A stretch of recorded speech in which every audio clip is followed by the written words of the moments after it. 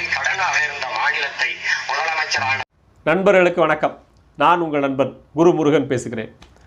சீமான் பாஜகவின் பீட்டிங் அப்படின்னு சொல்லி பாஜக நண்பர் எனக்கு இந்த வீடியோ அனுப்பியிருந்தார். மோடி எப்படி புகழ்ந்து பேசியிருக்கார் பார்த்தியா, எங்கள் ஆளுதாயா சீமான், நாங்கள் தான் கலரிக்கி விட்ருக்கோம் தெரியுமா அப்படின்னு சொல்லி பேசினார். அதை கேட்கும்போது எனக்கு பரிதாபமாக இருந்தது சீமானை பார்க்கும்போது. கூடுதலாக நம்முடைய திமுக நண்பரும் காங்கிரஸ் நண்பரும் இதே விஷயங்களை அடிக்கடி ட்ரோல் போட்டுட்ருக்காங்க. இந்த விஷயங்களை பற்றியே நிறைய மீம்ஸ் போடுறாங்க. அப்போது சீமான் உண்மையிலே பாஜகவோட பி டீமா? இந்த வீடியோ எப்போ பேசப்பட்டது, ஏன் பேசினார் அப்படிங்கிற விஷயம் நம்முடைய நாம் தமிழர் கட்சியில் கூடிய எல்லாருக்கும் தெரியும். இருந்தாலும் ஒரு மறுபதிவு, அது என்ன எப்போ பேசப்பட்டது அப்படின்னு சொன்னாக்கா, அந்த வீடியோ பேசின சமயத்தில் நாம் தமிழர் கட்சி தேர்தலில் போட்டியிடலை. அப்போ தேர்தலில் போட்டியிட்டது திமுக காங்கிரஸ் ஒரு கூட்டணியாகவும் பாஜக அதிமுக கூட்டணியாகவும் போட்டியிட்டு, அந்த போட்டியிட்ட போது திமுக காங்கிரஸை தோற்கடிக்கணும் அப்படிங்கிறது மட்டும்தான் நோக்கமாக இருந்தது தவிர ஆப்போசிட்டில் இருக்கும் வெற்றி பெறணுங்கிறது நோக்கம் இல்லை. அப்போ திமுக காங்கிரஸ் எதிர்த்து பேசுகிற சமயத்தில் ஆப்போசிட்டில் இருக்கக்கூடிய ஆளுடைய வளத்தையும் பேச வேண்டியிருக்குது. கூடுதலாக அந்த இடத்துல திராவிட முன்னேற்ற கழகத்தை தாக்கி பேசின விஷயத்தையும் இணைக்கிறேன், பாருங்கள் பொறுமையாக.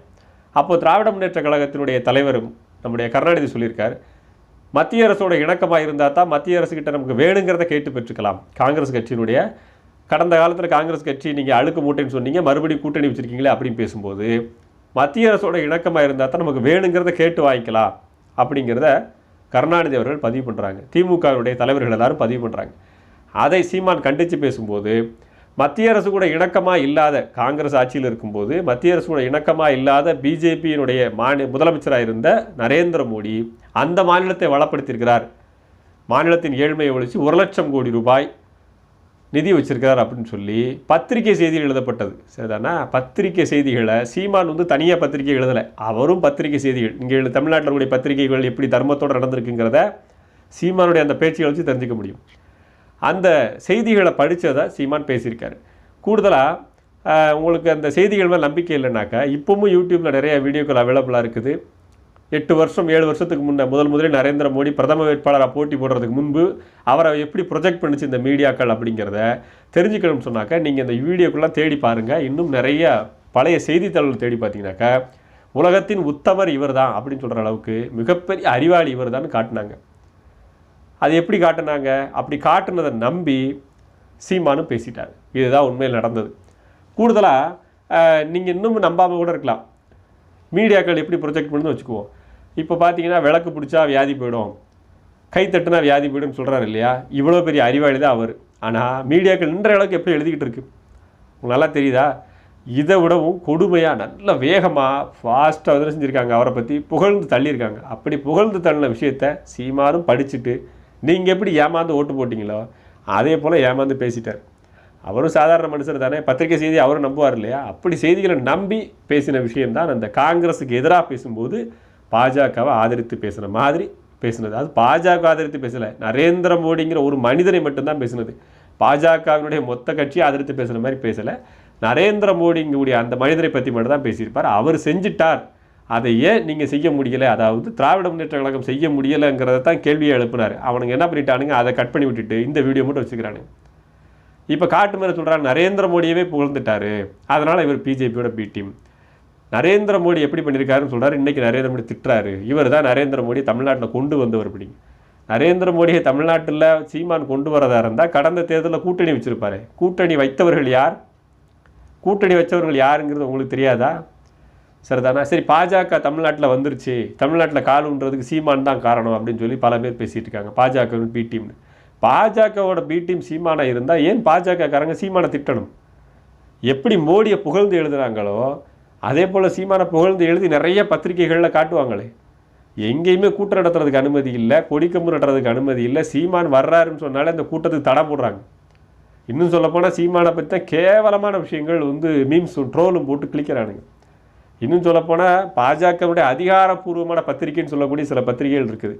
ஒரு எழுத்து கூட சீமானை பற்றி எழுத மாட்டான். சீமான் கட்சி தம்பிகள் எங்கேயாவது தப்பு பண்ண மாட்டாங்களா காத்திருந்து அதை பெரிய செய்தியாக போடுவான். டிவி நியூஸ் அப்படி தான் இப்படி இருக்குது. இதே உண்மையிலே பிஜேபிக்கு ஆதரவான சீமானை இருந்திருந்தா எவ்வளவு அழகாக அவரை ப்ரொஜெக்ட் பண்ணி காமிச்சு இன்றைக்கி அவர் தான் முதலமைச்சர் வேட்பாளரை காமிச்சிருப்பாங்க. உண்மைதானே? அப்போ பாஜக பி டீம் சீமான் இல்லைங்கிறது வெளிப்படையாக தெரியுது. ஆனாலும் சில திமுகவை சேர்ந்த சில சங்கி மங்கிகள் இப்படி பேசிக்கிட்டு இருக்குது.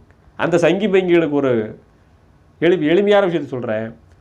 இந்த தமிழ்நாட்டில் பிஜேபி முதல்ல கூட்டணி வச்சு எம்எல்ஏ வாங்கினது திமுகவிட்டிருந்தான். இந்த அடிப்படை அறிவு கூட தெரியாமல் நீங்கள் வந்து சீமான் பாஜகவின் பி டீம் சொல்கிறீங்க. வேறு ஏதாவது நல்ல காரணம் இருந்தால் எடுத்துகிட்டு வாங்க, கமெண்டில் சொல்லுங்கள். இன்னும் எந்தெந்த மாதிரியான விமர்சனங்கள்லாம் இருக்குன்னு சொல்லுங்கள். பழைய வீடியோக்கெல்லாம் தேடி கொண்டு வாங்க, நம்மளும் தேடி கற்றுக்குவோம்.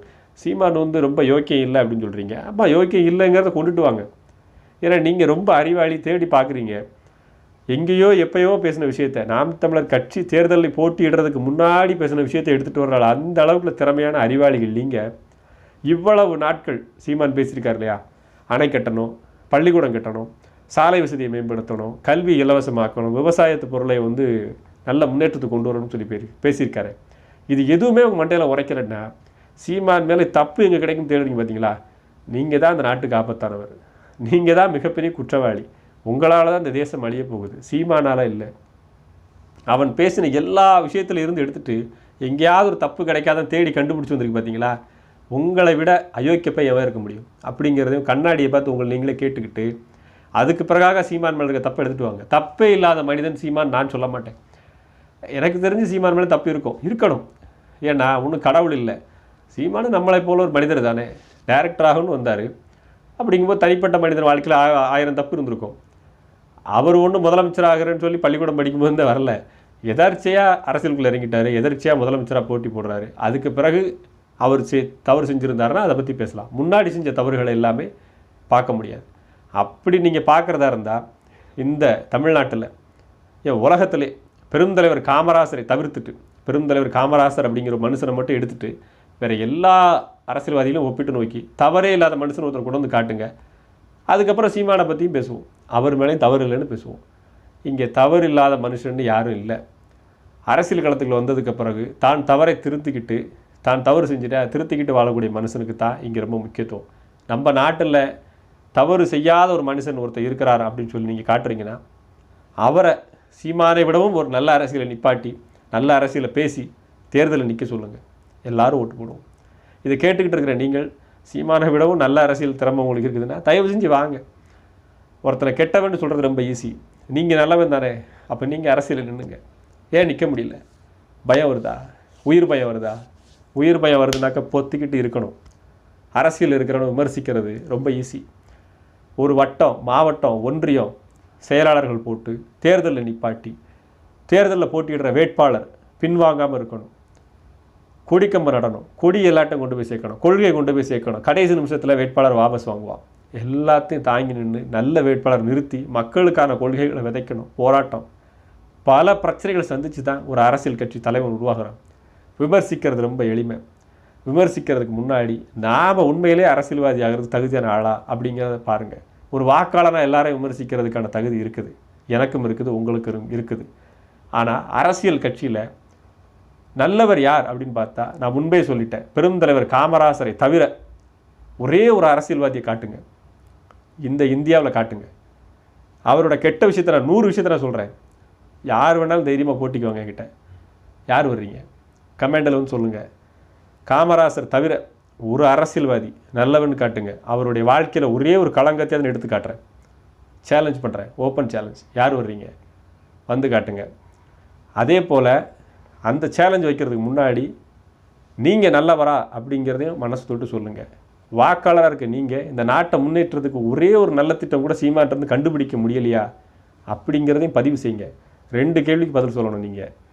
ஒன்று, சீமானை குறை சொல்கிறதுக்கு முன்பு நல்ல அரசியல் தலைவர் யார் அப்படிங்கிறதையும் பதில் சொல்லணும். கூடுதலாக அது கூடவே சீமானிட்ட நீங்கள் பார்த்த நல்ல விஷயம் ஒன்றே ஒன்று சொல்லணும். இவ்வளவு கெட்டது கண்டுபிடிச்சிங்க இல்லையா, நல்லது ஒன்றை கண்டுபிடிங்க. கெட்டது பார்க்குறது ரொம்ப ஈஸி, நல்லது பார்க்குறது ரொம்ப கஷ்டம். நல்லவங்களை பார்க்குறதும் கஷ்டம். இது நான் சொல்லலை, எம்ஆர் ராதா ஒரு படத்தில் சொன்னது. சீமானுக்காக ஆதரவாக சில பேர் கீழே கமெண்ட் எழுதுவீங்க, சில பேர் சீமானுக்கு சொம்பு தூக்குறான்னு எழுதுவீங்க. எப்படி வேணால் எழுதிட்டு போங்க. என் நாடு நல்லா இருக்கணும், இலவச கல்வி, பள்ளி இதெல்லாம் தர்றதுக்கு ஒரு ஆள் தயாராக இருக்கிறாரு, ஒரே ஒரு அரசியல் கட்சி தயாராக இருக்குது. அப்புறம் சீமானை எதிர்த்து பேசுகிற கட்சிகள் எல்லாருமே இதை செஞ்சிட்டிங்கனாக்கா நாங்கள் சீமானை ஆதரிக்க வேண்டிய அவசியமே இல்லை, உங்களை ஆதரிக்கிறோம். சீமானோட ஆட்சி உரை புத்தகத்தை எடுத்து நீங்கள் ஆட்சி பண்ணுங்கள், வேலை முடிஞ்சது. அவர் படம் எடுக்க போகிறாரு, நாங்கள் உங்களுக்கு ஓட்டு போடுறோம். இந்த கட்சியை கழிச்சிட்டு வேறு வேலை பார்க்கலாம். அதுக்கு செய்ய தயாராக இருக்கீங்களா? இருக்க மாட்டீங்க. அப்புறம் ஏன் விமர்சிக்கிறீங்க? வேறு வேலை வெட்டி இருந்தால் பாருங்கள். நன்றி. இன்னைக்கு என்ன தெரியுமா அறிக்கை? காங்கிரஸோட ஏன் கூட்டணி வைக்கணும்? அது காரணம் என்ன தெரியுமா? காங்கிரஸ் மத்தியில் ஆளுது. அந்த கட்சியோட நம்ம கூட்டணி வச்சாதான் நம்ம மாநிலத்திற்கு சேர வேண்டியது, நம்ம மாநிலத்துக்கு நிறைய சலுகைகளை கேட்டு பெறலாம். நாம சொல்றதெல்லாம் மத்திய அரசு கேட்கும். அப்படியா ஐயா? போற நிறுத்த சொல்லி போராடணும் ஐயா. 16 பேர் தீக்குளிச்சு செத்தம் ஐயா. மலையில நனைஞ்சம் ஐயா. உண்ணாவிரதம் சாகரவர கிடந்தம் ஐயா. வெயில்ல காஞ்சம் ஐயா. உங்க பிள்ளைகள் நாங்க பேசி பேசி சிறையில அடைஞ்சம் ஐயா. அப்ப ஏன் அதை பேசி மத்திய அரசு கிட்ட நீங்க இந்த போற நிப்பாட்டல? அதுக்கு ஏதாவது காரணம் சொல்ல முடியுமா உங்களால? என்ன காரணம் சொல்ல முடியும்? மத்திய அரசு, மத்தியிலே ஆளுகிற காங்கிரஸ் அரசோட கூட்டணி வைத்தால்தான் எதையாவது சாதிக்க முடியும் என்றால், அங்க மத்திய அரசோட எதிர்த்து போர் புரிகிற கேரளாவில் இருக்கிற கம்யூனிஸ்ட் கட்சி அந்த மண்ணுக்கும் மக்களுக்கும் அத்தனையும் சாதிக்கிறது. அது எப்படி சாதிக்கும்? காங்கிரஸ் கட்சியை எதிர்த்து களமாடி எதிரும் புதிருமாக அரசியல் கொள்கையை வைத்துக் கொண்டிருக்கிற குஜராத் மாநிலத்தை ஆளுகிற நரேந்திர மோடி